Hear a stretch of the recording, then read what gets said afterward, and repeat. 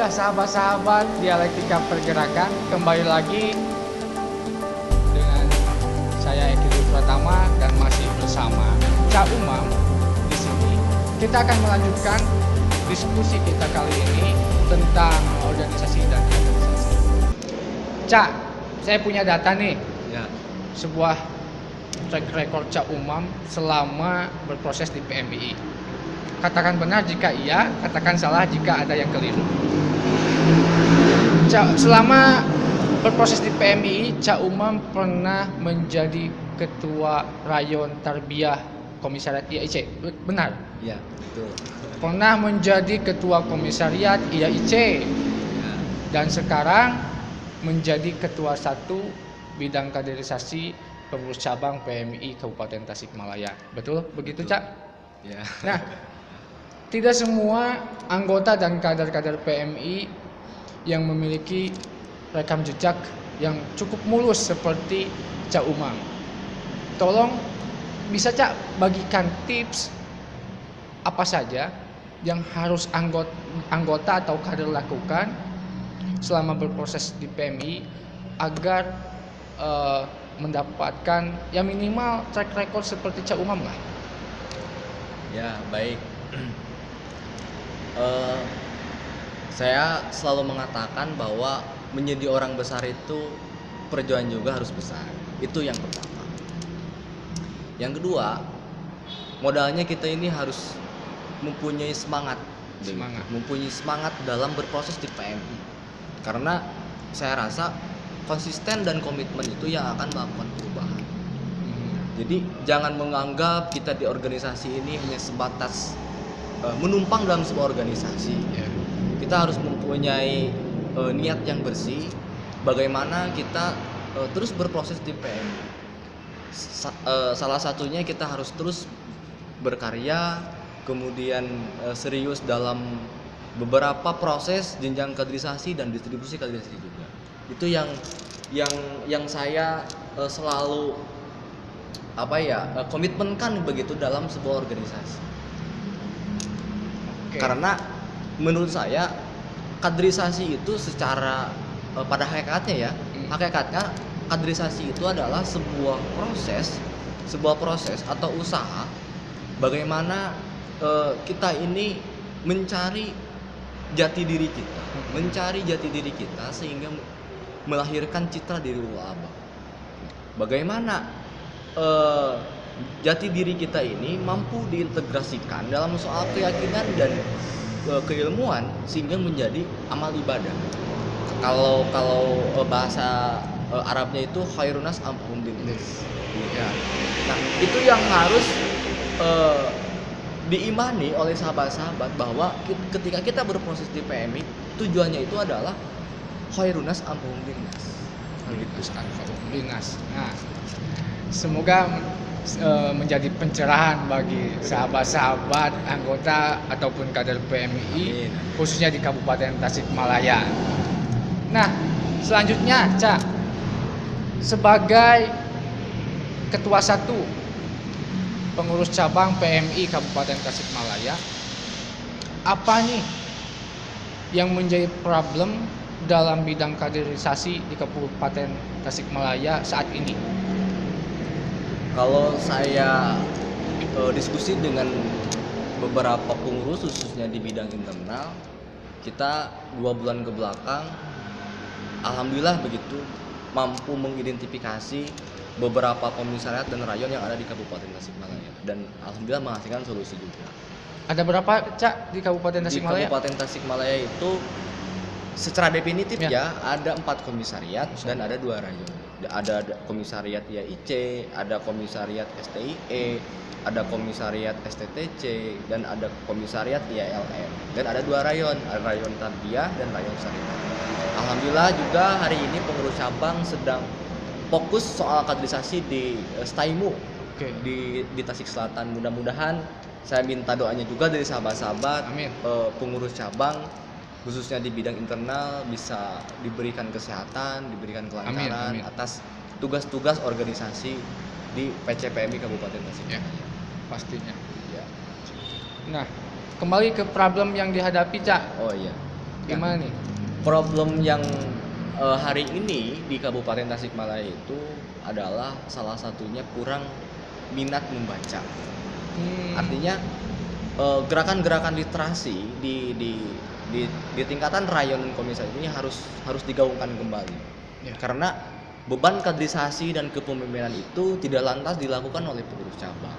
Artinya harus ada support, harus ada dorongan dari rayon dan komisariat. Kita ini kan belajar tentang paradigma PMII, bagaimana kita memandang beberapa persoalan yang ada di komisariat, yang ada di rayon, sehingga mampu memberikan manfaat kepada orang banyak. Itu yang menjadi sebuah problemnya, itu salah satu persoalan membaca buku kurang gitu.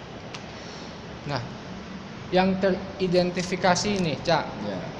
apa yang membuat gerakan literasi di anggota ataupun kader PMI Kabupaten Tasikmalaya ini menurun, Cak?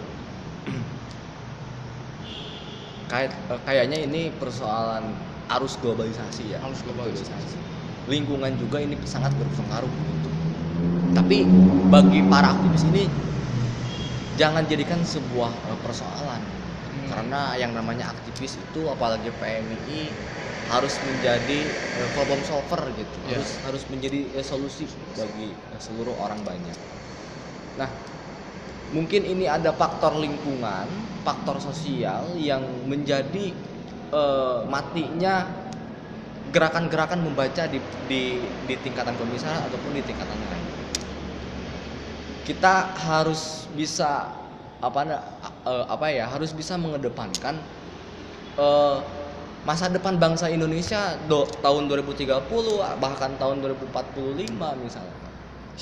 Siapa yang akan memimpin bangsa-bangsa Indonesia kalau misalkan bukan kita. Nah, maka dari itu ketika kita ingin menjadi para pemimpin bangsa gitu, baik itu di tingkatan nasional, di wilayah ataupun di daerah, kita harus mempunyai dulu kualitas gitu. Untuk mempunyai soal kualitas.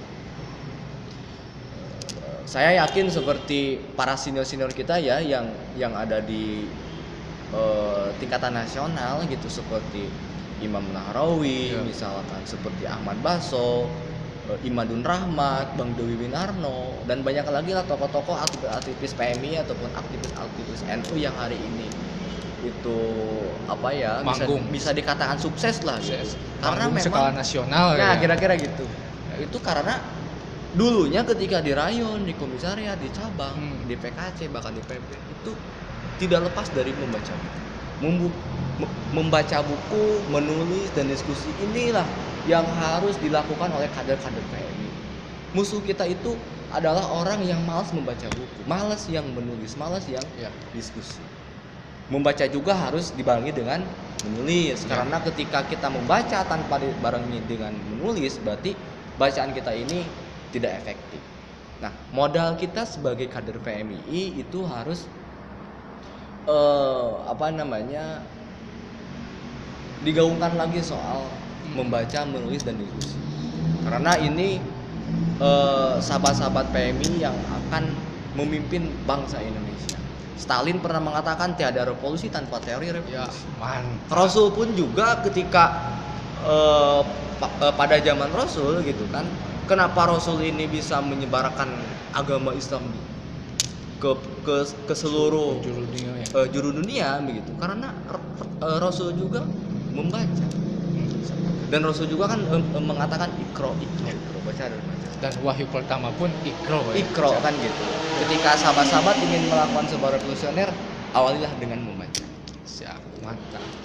Nah, semoga menjadi pecut cambuk bagi seluruh anggota ataupun kader PMI di Kabupaten Tasikmalaya untuk menggaungkan kembali gerakan literasi. Ya, karena kan kalau misalkan kader PMI hari ini jarang membaca, jarang menulis, jarang diskusi, 10 tahun bahkan 20 tahun ke depan aktivis PMI ini mau seperti apa? Ya. Kalau kita mau duduk di partai politik, mungkin menjadi kader politik yang prematur dan lain sebagainya, ataupun kader-kader PMI yang masuk di ranah-ranah pengusaha, misalkan menjadi para cendekia muslim begitu kan. Ini harus dipupuk dari sekarang. Kalau misalkan tidak, ya itu bukan aktivis PMI juga. Mantap. Ini Cak, terakhir sebelum kita tutup acara dialektika pergerakan ini, sebentar lagi akan ada penerimaan mahasiswa baru nih. Ya. Nah, coba katakan Cak kepada calon mahasiswa, Ya. kenapa kita harus ber-PMI? Oke. Nah, kepada para mahasiswa, mahasiswi yang sebentar lagi akan masuk di perguruan tinggi begitu, saya rasa ini harus mengetahui dulu fungsi ataupun tanggung jawab mahasiswa itu seperti apa. Ya. Kalau saya perhatikan begitu, yang namanya mahasiswa itu mempunyai tanggung jawab sosial. Ketika mempunyai tanggung jawab sosial ini, tidak lantas kita belajar di perkuliahan. Kenapa tidak hanya sebatas di perkuliahan? Karena lembaga ataupun kampus itu memberikan pendidikan terhadap mahasiswa itu hanya sebatas 25%. 75%. 75% itu ya di luar. Dan saya yakin kepada mahasiswa-mahasiswa yang nanti akan masuk di perguruan tinggi pasti mempunyai bakat, mempunyai potensi. Bakat dan potensi ini bagaimana caranya bisa dikembangkan? Saya rasa yang paling relevan itu ya di organisasi. Ya mohon maaf kalau saya PMI gitu, ya saya harus masuk PMI.